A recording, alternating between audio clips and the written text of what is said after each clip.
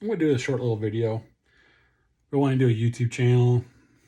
Hope to edify people, hope to encourage men. We all make some pretty dumb decisions in our lives, and I made some good ones.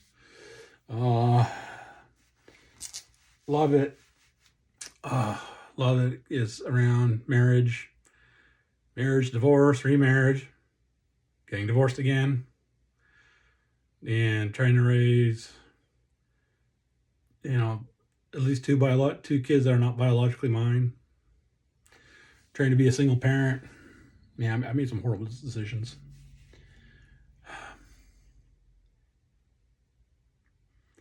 Made some really bad decisions, and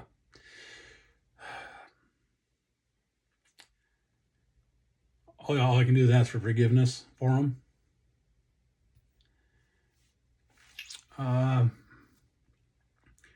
Really quick, I gotta have a drink of water here. Really quick, went to Bible college, become a military, look at the ministry. Military didn't work out. So went to got married. I guess you could call her a high school sweetheart. We dated for. She was a preacher's daughter who got me going to church. We dated for a while. She was the wild preacher's daughter, that whole stereotype. And of course, broke up before, about 3 months before graduation. And then I went to Bible college, and we got back together again. She had fallen away. She fell away from the church. I think she was falling away long before that, but hooked up with a guy, got pregnant. So I had a single mom. So we got back together, got married. She'd never gotten married. I think she was just looking for someone to bring in an income and take care of her kid. Cheated on me twice in the marriage. We weren't even married for 3 years. Not even 3 years. And she cheated on me twice. I guess you could say the only little bit of satisfaction I got out of that was she and her boyfriend, whatever, they wanted to get his divorce was finalized. And I can tell you more about this story, but this is, maybe some of you guys, this is probably a little petty thing, but I already started the story, so I'll tell you. His divorce was already finalized, so they were demanding that I hurry up with our divorce, so that, because they wanted to get married on Christmas Day. Should have never told me that. Should have never told me that. Because I told the lawyer to take his time. So I got a little bit of satisfaction on that. The divorce finally got finalized. I think it was January 7th. I think it was like in January of 2001. That's when it finally got divorced. The divorce got finalized. So they didn't get their Christmas wedding unless they waited until. But come to find out, they never got remarried. They never got married. He was physically abusing her kid. She wanted to get back together with me. I said no. Probably the smartest decision I ever made. The church I was affiliated with, it was super. I always described them as being borderline cult. If all they have to do is go 2 degrees to the right, and they could probably be a cult. They just followed the line, but they never crossed it.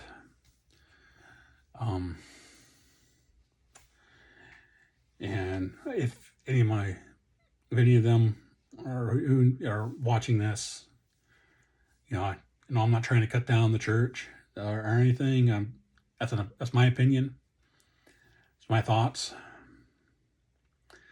But anyways, so all the dating you had to do is basically dating and marriage was within the church. I couldn't have met a girl, someone who went to the Baptist church, or somebody who went to a Catholic church, a Lutheran or whatever, and have a relationship with them. That was a no-no. Um, did feel kind of pressured to get remarried. I don't know if I wanted to get married. I think in a way I didn't want to, but I also didn't want to be alone. Had a few people getting married, and I was starting to feel a little left out. So I think there was a little bit. It was kind of like the first time around. There was, I had friends in college. They were all getting married, so I kind of felt pressured to get married. It was kind of the same thing. I think during that year there were 2 or 3 different weddings going on. I know there was one for a fact going on earlier in the year that someone else got married. Before, I think around sometime during the summer, somebody else got married. So I was feeling the pressure to get married again, and met my ex-wife, and she, I just, yes, I got 2 ex-wives, but the first one, I just call her the first wife. I just call her first. We've reconciled between each other. We're friends now. She's remarried, got kids. She's matured. She's gotten better in life. So I just call her the first wife. The ex-wife is my second wife. That was not good. That was a horrible marriage. I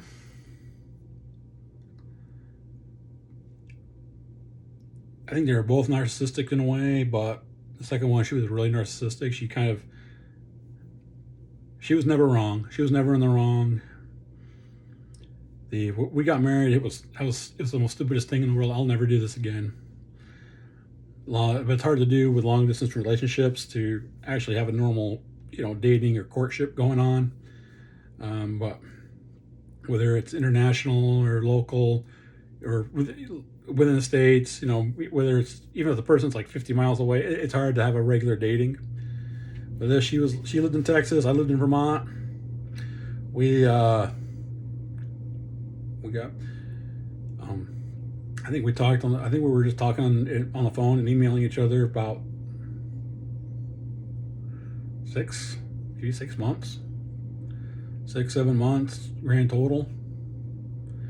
And all of a sudden, she wanted to get married, and like I said, I was a little bit of peer pressure, a little bit of loneliness and everything, and I just having some other relatives who had unconventional dating practices, very long distance. Like one was he worked on the Alaskan pipeline, and she lived here in Vermont, and that everything was through mail, and they even proposed through the mail, and they didn't meet until the wedding day. So yeah, that's what happened. I was initially supposed to go down for a couple of weeks just to visit her, maybe move down there, live there for maybe another 6 months just to get to know each other. But she somehow we got married. I wish that never happened. And there's so much to unpack, because we were married for nearly 10 years, and there's just so much to unpack. And it's taken me nearly another 10 years to actually find a name to put to her other than the B word. And I think y'all know when I say B word, I think you all know what I'm talking about. But it took me 10 years. And basically a lot of it was she was never wrong. Most of that time, I never got to see my family at all. Lost potential relationships with my nieces and nephews. Lost the only time I got to see my family was when I was driving a semi truck. And I would just get a load that would take me, I was living in Texas, so I just happened to grab a load that would take me up into either to eastern New York or somewhere in Vermont, where I would just do a 36-hour reset and visit my parents, visit my sister, visit my nieces and nephews, and that was it. That was all I could do. My parents, my father and stepmother, renewed their vows, and I wanted, on the 35th wedding anniversary or 30th wedding anniversary, I wanted to go. I really wanted to go. Money wasn't there, but there was money for her and her family to go on a fishing trip. Always money for trips with their family. Always money for that, but there was never money to go out and see my family. Never. That was 10 years. That was almost 10 years right there. Adopted 2 kids. I don't regret it. I love them both. But at the same time, I regret it for them because of the hell they went through. And I think my ex, she just wanted to look like the perfect mother, that she was the perfect mother and perfect wife. That kind of garbage. Never took much to embarrass her. I've never seen anybody, things that would, maybe once a spouse would just kind of roll their eyes at and like, yeah, okay, you're just being you. It was embarrassing. If the kid did something that was just the kids being kids, it was like that. She was embarrassed by the behavior, even when everybody else was just kind of like, what are you talking about? And yeah, and I still think that she was trying to live her life through my daughter, trying to get her, my daughter always had to be dressed a certain way, sent her to my daughter was always incredibly smart. There was an all-girls school there in our area at the time. It was particularly special, basically it was, you had to be, it was by invitation only. And my daughter got an invitation to go to the school. So my ex thought that was great for her. It got her a scholarship, and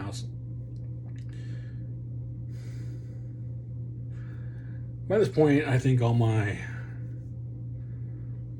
be honest, spine was gone by this time. When you're beaten on enough emotionally and spiritually, I don't care what kind of a man you are, it happens enough.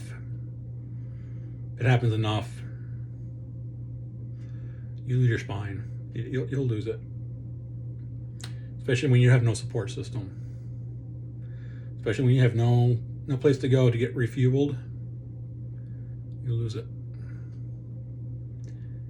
And I think it got to a point where all I could do was just go with the flow. That's all I could do. And I pray, I ask God to forgive me for that so much. I really do. I wasn't a man. 50 years old now. I'm doing whatever I can to be a man now. But no, I had a lot of that. Finally got to a point where,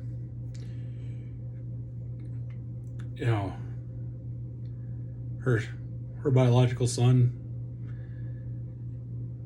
he's like 15, 16 by this point. I think he had just turned 16. Found out he was sexually abusing my son, tried to sexually abuse my daughter. And I actually just told her, I'm like, hey, he's not allowed to be in the house. I want him out. So she sent him to his parents. Of course, we had to report it told the school what was going on, because, we could have been, if we didn't report it, so if it was found out by someone else, we tried to keep it hush, we would have been the ones in trouble, but we reported it, told the school what was going on.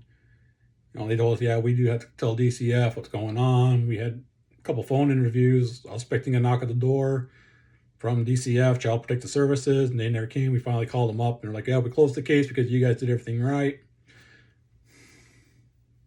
At least that stress was gone. Um,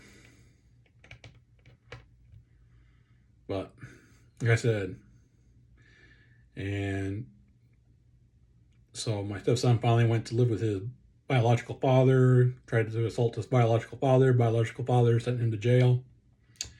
Like I said, the kid's 16 years old. Okay. And I'm giving you guys a shortened version because I tried doing this on another video and it went over an hour. Everything went over an hour. So I'm trying to keep this short as I can.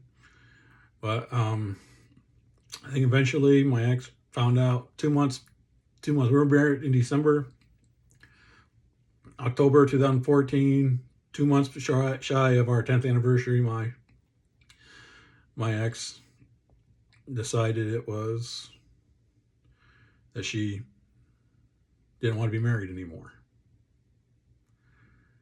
And there's a possibility that there was some infidelity. I know she was up late, since her son we found out what her son had been doing. She'd been up late at night playing Xbox.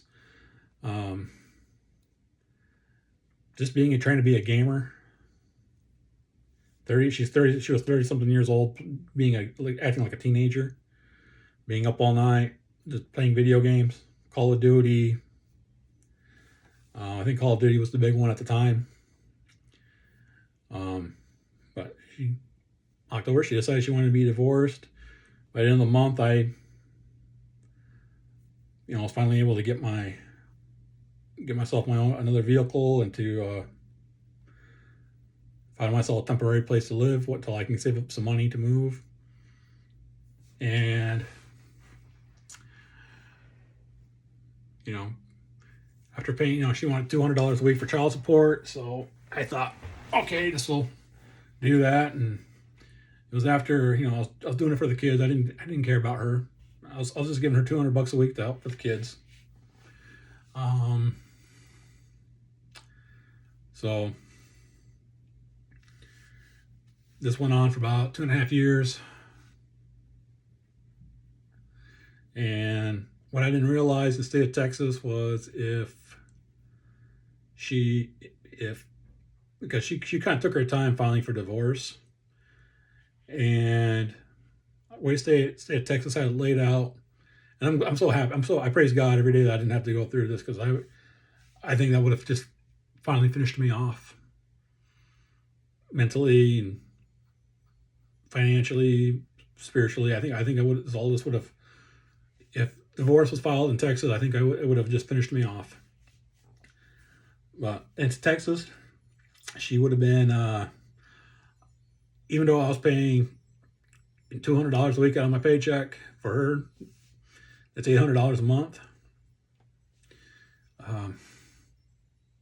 She would have, the state would have looked at it as me giving her a gift. It would never have counted towards child support, even though I had proof of all the payments.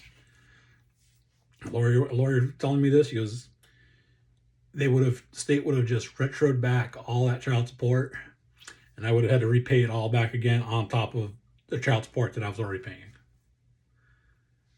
So thank goodness I praise God every day that my divorce didn't happen in Texas. And I probably would have gotten alimony. I probably would have paid some alimony on top of that. So I probably would have never seen the kids. I probably would have been sleeping in the car, or I probably would have died somewhere. That's my opinion. I know I was spiritually dead. Because I had a CDL. I did not turn to actual drugs or alcohol, but the drugs of choice that I had was pornography. That stuff just messes you up. It's not harmless. It messes you up. But that's another video some other day. I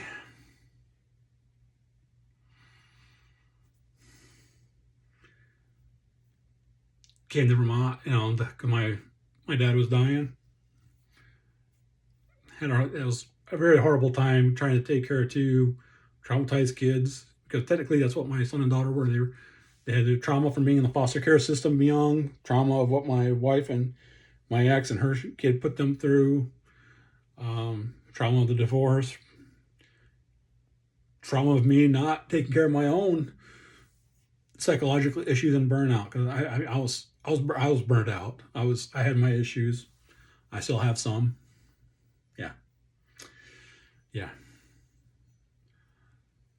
But and I'm kind of glad that my ex didn't know this. Vermont is an alimony state. I'm sure, even though she got out of not paying child support. Yes, by the way, um, since 2017, until both my kids turned 18, my ex had not had to pay a penny of child support to me. It has been a struggle. The apartment we live in it's a slum. No other word to really describe it. It's a slum. Uh, but the kids are grown now. My daughter's moved out. My son's trying to work with my son, with him, and talking with him about what him and me can do to maybe move into another place, a better place for us. Because if we move out, we'll be paying up to anywhere from $300 to $500 more a month on rent. So, talking with him, trying to work with him on what he wants to do, working with him on trying to go to school, get his driver's license, so on and so forth. By the way, he's now 21.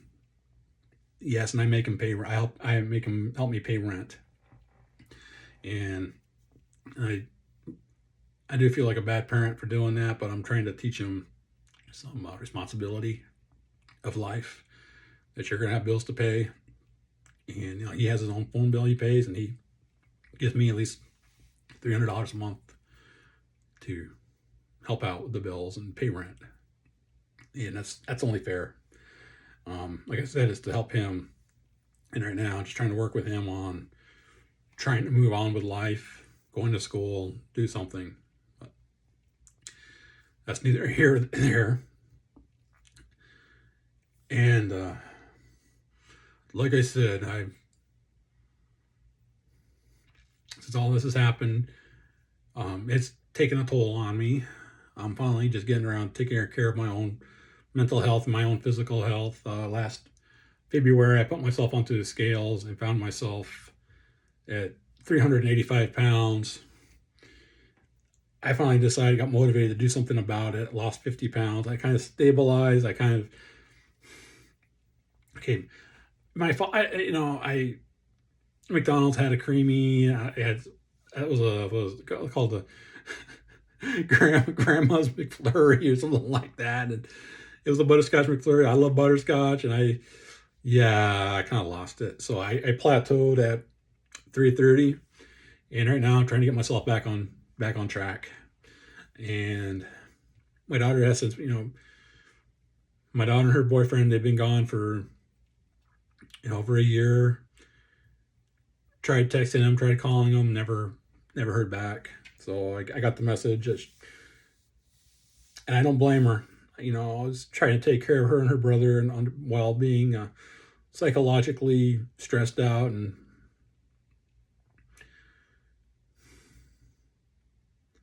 I don't blame her. I probably wouldn't want to have anything to do with me either. I didn't want to have anything to do with me. I wanted to die that whole time. I think I really wanted them all, her and her brother, to both move out just so I could die. That's the sad honest truth. That's how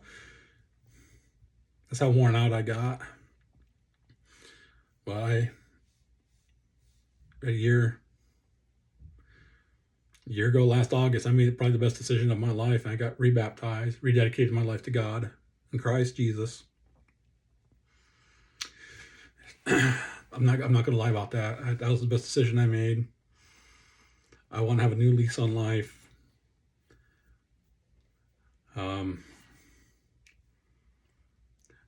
I guess you can call it right now. I guess you can call it. I am in a long distance relationship right now. That's what you want to call it.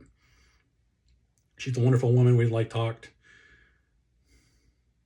I think you either texted each other or video chatted with each other at least once a day. since this last June, and I can't wait to see where this goes. I kind of hope, taking it slow, trying to just watch my steps. I'm 50 years old now. Everything I just told you in the last 20 minutes, 25 minutes was happened.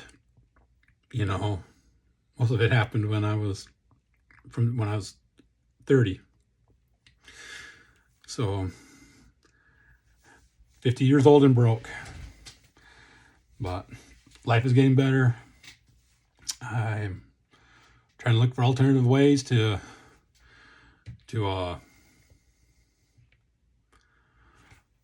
just improve myself. I have a feeling where AI and automation is going, that before I even get to my retirement age, I'm going to be forced to either go into early retirement, ready or not. I think that's just what's going to happen. So I've been trying to find other ways to, pardon me as I adjust my hat and glasses, trying to find other things to maybe I can dabble with, make some money, maybe even do it so I can do it remote. I still feel like I'm too old for some things and still too young for other stuff. But I want to tell you guys, there's hope there's hope. All of the stupid decisions I made in my 20s, the hell and despair that I had in my 30s and 40s, and my 50, I've just turned 50. I have hope. A lot of hope. Lots and lots of hope. I'm not worried. I'm not worried about it. I'm not going to worry. I just got to make the right decisions. Give everything to God. Listen to people as I can, best I can. If there's anything you guys can get out of my story, is maybe you didn't make as much of the stupid decisions that I made, like marrying somebody sight unseen. But like I said, I don't think you guys made that kind of a stupid decision. But I'm sure you're hurting and you're suffering from decisions you've made. And there's hope. All right, there is light at the end of the tunnel. From this point forward, it's all about making the right decision. That's all. Give it to God. That's probably the best decision you can make. Give it to God. God's not going to take it from you. He wants you to give it to Him. Okay? Give yourself to God. Live a life. Okay? With that being said, God bless all of you. And if you're watching this, do me a favor, leave a comment. Let me know.